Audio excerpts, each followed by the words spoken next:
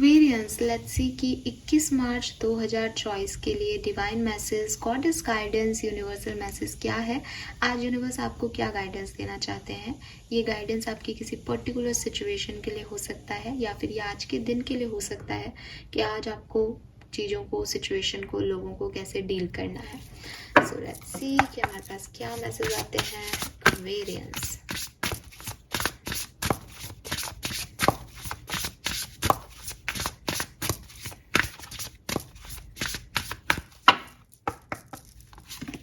we have feast number 29, we have sunrise number 42 and we have dragon number 6. Okay, और bottom में है phoenix number 9. तो यहाँ पे नंबर 9 है, नंबर 4 है, नंबर 6 है, नंबर 1 है, नंबर 2 है, नंबर 5 है, जो कि आपके जन्मांक या मूलांक हो सकते हैं, या ये डेट्स आपके लिए सिग्निफिकेंट रही हो कभी, ऐसा हो सकता है. 11 नंबर, 29 नंबर, 41 नंबर और 46, 26, 29, 49, ये सब आपके लिए सिग्निफिकेंट नंबर्स, डेट्स हो सकते हैं. आपकी एज हो सकती है या किसी तरह से डेट, 29 डेट आपके लिए सिग्निफिकेंट हो, 21 ही है आज और 21 भी किसी के लिए सिग्निफिकेंट हो सकती है. ठीक है, ऐसा भी हो सकता है.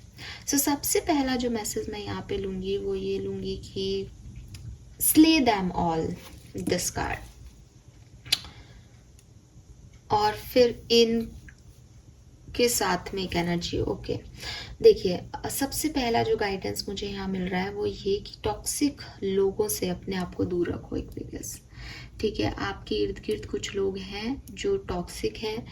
पता नहीं, इन दिनों मुझे यही एनर्जी मिल रही है. मैं रीडिंग कर रही हूँ एक्वेरियस की, मुझे ये एनर्जी बहुत मिल रही है कि कोई तो है जो कि सही इंटेंशन में नहीं है, जो कि सही वाइब्रेशन में नहीं है, जो कि सच्चा नहीं है, जो झूठा है, फेक है, इंटेंशन जिसके खराब है, ऐसा कोई तो आसपास है एक्वेरियंस के. तो यहाँ पे जो मैसेज गाइडेंस आ रहा है वो है कि आपको पता है वो टॉक्सिक लोग हैं, आप उन्हें फिर भी चांस दे रहे हो. आपको लग रहा है कोई बात नहीं, इट्स ओके, कोई बात नहीं, क्या ही कर लेंगे, इट्स ओके, सुधर जाएंगे, अच्छे हो जाएंगे. लेकिन दुनिया में हम सोचते हैं कि लोग बुरे क्यों हैं, लोग खराब होते क्यों हैं, अच्छी आत्माएं हैं, क्योंकि हम स्पिरिचुअल जर्नी में हैं, क्योंकि हम ऐसा नहीं मानते कि कोई आत्मा किसी और का बुरा कर सकती है. बट क्राइम तो है ही, आपको प्रैक्टिकल भी होना पड़ेगा. आप ऐसे तो नहीं हो सकते कि सब अच्छे हैं दुनिया में, वरना राम राज्य आ जाता. तो हैं कुछ एनर्जीज ऐसी जो फेक हैं, जो बुरी हैं, जो बुरा इंटेंशन रखती हैं. तो ऐसे लोगों से अब आप बुरे बनो ये नहीं कह रहे, लेकिन लड़ाई लड़ लो. ऐसा नहीं होना चाहिए, ये समय वो नहीं है. एक्चुअली होना तो चाहिए, लेकिन समय ऐसा नहीं है कि कोई आपको मार रहा है और आप उसको दूसरा गाल दे दो और फिर आप सोचोगे नहीं ये 2 बार मार के फिर शांत हो जाएगा, फिर ये ऐसा कभी कुछ नहीं करेगा, ये महान आत्मा बन जाएगा. नहीं, पॉसिबल नहीं है आज के केस में. भगवान जाने वो अपने किस पास्ट कर्मों का फल भुगत रहा है, भगवान जाने वो भगवान को मानता है या नहीं, वो क्या चाहता है अपनी ज़िंदगी से, उसके आगे पीछे कोई है नहीं, उसको किसी से प्यार अफेक्शन है या नहीं, उसका कोई परिवार है या नहीं. आप कहोगे भाई तू अपने परिवार के लिए तो ऐसा मत कर, अपना सोच. उसका कोई है ही नहीं घर बार, उसको मतलब ही नहीं है, उसका काम ही ये है. तो हर व्यक्ति अच्छा नहीं हो सकता.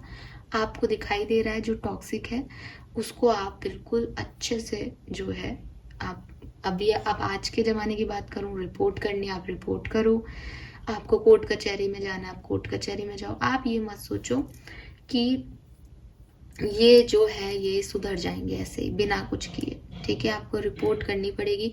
इवन मैं भी मेरा कोई लेना देना नहीं है, फिर भी आप देखते होंगे अजीब अजीब से कमेंट आने लग जाते हैं. मैं जानती नहीं, कोई कुछ भी लिख रहा है उठपटांग आकर के, तो फिर करना ही पड़ता है. आप कितना उनको इग्नोर करोगे, वो नहीं बजा रहे हैं, उनका यही हो गया, टाइम पास हो गया उनके लिए तो, कि रोज इतना बजाना है, ये लिखना है, और कुछ भी मतलब कुछ भी समझ नहीं आ रहा. मतलब कई बार मैं खुद नहीं समझ पाती कि ये कौन लोग हैं, ये कहाँ से आए हैं, ये ऐसा क्यों कर रहे हैं, बट ऐसे होते हैं. ठीक है, तो आपके पास तो एक्चुअली में आपके सराउंडिंग में ऐसे लोग हैं विद दिस कार्ड जो कि ड्रैगन है, जो कि आपको आपका हार्म कर रहे हैं और आप उन्हें चांस पे चांस दिए जा रहे हो, तो प्लीज़ इस टॉक्सिसिटी को हटाएं। फिर आपके मन में क्वेश्चन आ सकता है कि मैं प्यार करती हूँ उन लोगों से, वो मेरे अपने लोग हैं, वो अब सुधर जाएंगे, टॉक्सिक नहीं है वो, तो उस दिन उन्होंने ऐसा कर दिया था। तो नार्सिस्टिक नार्सिस्टिक ही रहते हैं, टॉक्सिक लोग ही रहते हैं। प्यार करने का मतलब या किसी के साथ रिलेशनशिप में होने का मतलब ये बिल्कुल भी नहीं है कि कोई आपको अपनी फिंगर्स पे नचा सकता है।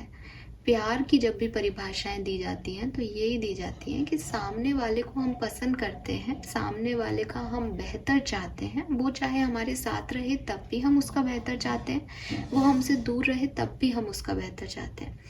आप जब इस चीज़ को ऐसे समझो कि ये लाइफ में आपको सामने वाले की अर्ज हो रही है, आप सामने वाले से कुछ चाह रहे हो कि वो भी मुझे जो है लव बैक दे, या जो भी मैं चाह कर रहा हूँ कर रही हूँ वो भी सामने से वैसा ही करे, मुझे वैसे ही ट्रीट करे। क्या ये पॉसिबल है कि दो दिमाग सेम टाइम पे सेम तरह से वर्क करें? नहीं।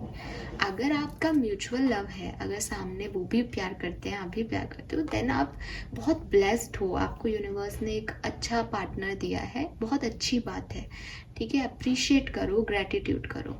लेकिन अगर आपको किसी के लिए फीलिंग्स हैं और सामने वाले को वो फीलिंग आपके लिए नहीं है, तो क्या करोगे आप कि अरे नहीं तुम करो मुझसे प्यार, या आओ मेरे साथ, या मैं तुम्हें बार बार मैं करंट फीलिंग देखूंगा, मैं कुछ भी लिख दूंगा उसमें जाकर के किसी के भी वीडियो पे। ये प्यार थोड़ी हुआ। आप सामने वाले को सबके सामने, पूरी सोसाइटी के सामने आप उसको बता रहे हो कि मैं ऐसा हूँ, आप उसके बारे में बात कर रहे हो जिससे आप प्यार करते हो। तो जब आप उसे रिस्पेक्ट नहीं दिला पा रहे तो आप उससे प्यार कैसे कर सकते हो? फिर आपने उसको अपनी जिद बना लिया, दैट इज़ योर जिद। तो अगर आपको भी ऐसा है एक्वेरियस, आपकी लाइफ में भी कोई ऐसे लोग हैं जिन्होंने आपको जिद बना लिया कि एक्वेरियस मेरी तरीके से हंसेंगे, मेरी तरीके से बोलेंगे, मैं जिनसे कहूँगा उनसे बात करेंगे, या जो मैं सोचूंगा वैसा सोचेंगे, तो ऐसे लोग टॉक्सिक ही होते हैं।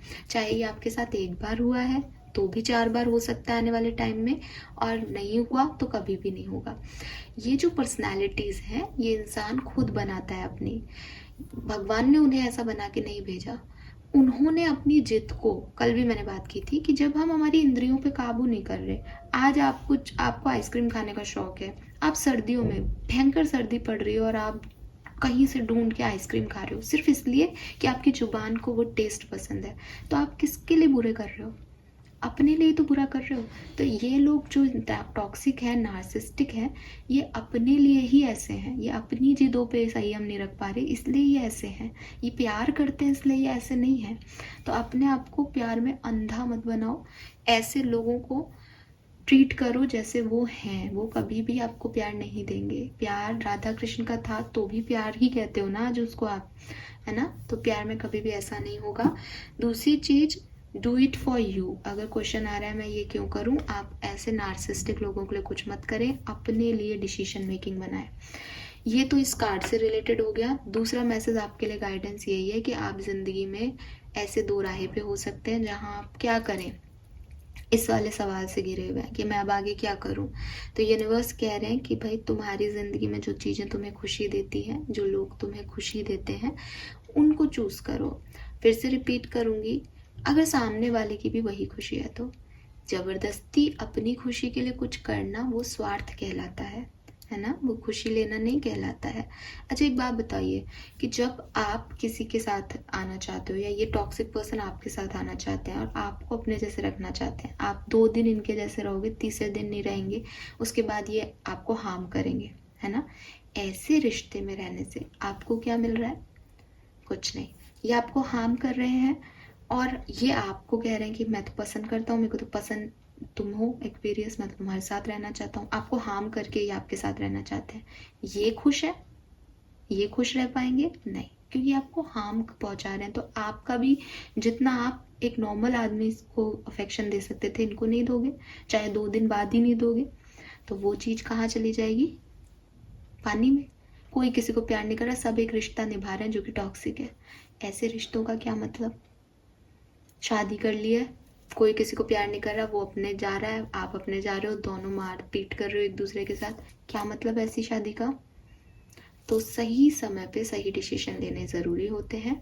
तो आपको भी वही करना चाहिए। अपने लिए कोई डिसीजन मेकिंग करनी है तो आप करिए।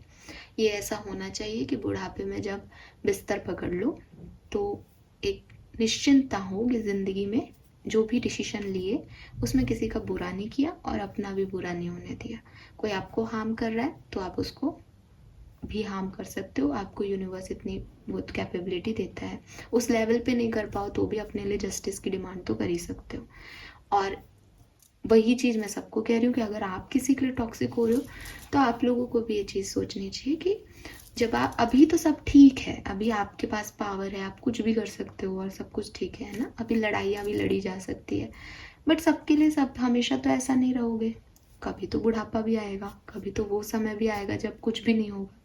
तब अपने आप को कैसे वो दे रहे होंगे, तब क्या अपने आप को समझाओगे कि क्यों किया था ऐसा, क्यों उस दिन इतनी सी बात समझ में नहीं आ रही थी।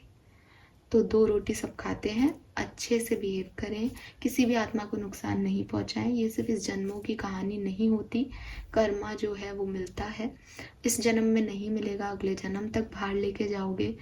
मरोगे तो मौत नहीं आएगी, मांगते रहोगे मौत बिस्तर पे पड़े हुए। बड़ी सारी लाइफ जो है वो टॉर्चर देती है, तो किसी को क्यों टॉर्चर करना, ठीक है। और अपने आप को सबसे पहले क्यों टॉर्चर करना, एक्वेरियस। एंड लास्ट मैसेज आपके लिए यही है कि अपने आप को सेलिब्रेट करो, स्लो करो। कुछ नहीं मिल रहा कोई बात नहीं, पेशेंस के साथ चीज़ें हो रही है कोई बात नहीं। बुरा लग रहा है कि यार ये काम नहीं हो रहा, कोई बात नहीं। सबको सब कुछ ज़िंदगी में नहीं मिलता। कहते हैं ना किसी को आसमान नहीं मिलता, तो वही चीज़ है कि आपको सब कुछ मिल जाए आपकी एक ज़िंदगी में पॉसिबल नहीं है। लेकिन दुआएं दो, दुआएं कमाओ। ये दुआएं बहुत आगे काम आती हैं ज़िंदगी अच्छे से बिताने के लिए। और अपनी कहानी में अपने बच्चों को क्या कहानी सुनाना चाहते हो, अपनी आने वाली पीढ़ी को क्या दे के जाना चाहते हो, हमेशा ये सोचो। मन से नहीं बोल रही हूँ। कार्ड है यहाँ पे फोनिक्स का, how is that for a happily ever after. आपके लिए हैप्पीली एवर आफ्टर की वो कहानी जब आपका बच्चा आपसे कहेगा कि मम्मी या पापा आप मुझे बताओ कि आपने अपनी ज़िंदगी में क्या किया, या मुझे ज़िंदगी को आगे कैसे जीना चाहिए, मरते हुए जब उसको ये कहोगे कि बेटा ऐसे करना, तब क्या कह के जाओगे, तब क्या दे के जाओगे अपनी आने वाली पीढ़ी को। तो वो आपसे कुछ सीखे, वो आपका जैसा बनना चाहे, वो आपसे प्यार करे as a father as a mother, आप उनके आइडियल रहो। तो आइडियल जैसी सोच होनी ज़रूरी है, आइडियल जैसी एक्शंस होने ज़रूरी है ना एक्वेरियस। सो आई होप कि ये यूनिवर्स के गाइडेंस है। ऐसा मत सोचना कि ये ज्ञान ज़्यादा दे रही है, मैंने कोई भी मैसेज अपनी तरफ से नहीं दिया है। आपके लिए ये गाइडेंस यूनिवर्स ने दिया है। तो अपने आप से प्यार करो, पहली चीज़ अपने आप को सेलिब्रेट करो। जो चीज़ें ज़िंदगी में नहीं मिल रही कोई बात नहीं, लेट गो करो। समझदार संयमी इंसान बनो, किसी का बुरा मत सहो। उन ड्रैगन्स को भी इतनी पावर दिखाओ कि जो आपका बुरा कर रहा है उसको मार गिराओ। और अपनी शान से जियो कि आप अपने बच्चों को अपनी कहानी जब सुनाओ तो वो एक हैप्पी एवर आफ्टर की स्टोरी कहानी हो। ऐसा नहीं कि मम्मी ने मार खाई, पापा ने ये सहा, या किसी ने परेशान किया, या किसी को हमने परेशान किया। नो, ये कहानियाँ नहीं हिट होती। हिट क्या होता है, परेशानी आई थी लेकिन हम नहीं डरे, हमने उसे हिट बैक दिया, या अच्छे से जिए, किसी सबसे दुआएं कमाई और दुआएं दी बेटा। दोनों ही कहानियां हैप्पीली एवर आफ्टर है ना। लेकिन इसके अलावा कोई भी कहानी हिट नहीं होती एक्वेरियस। सो ये अब आप पे है कि आप कैसे अपनी ज़िंदगी को जीते हैं। Thank you so much reading को देखने के लिए। Bye bye.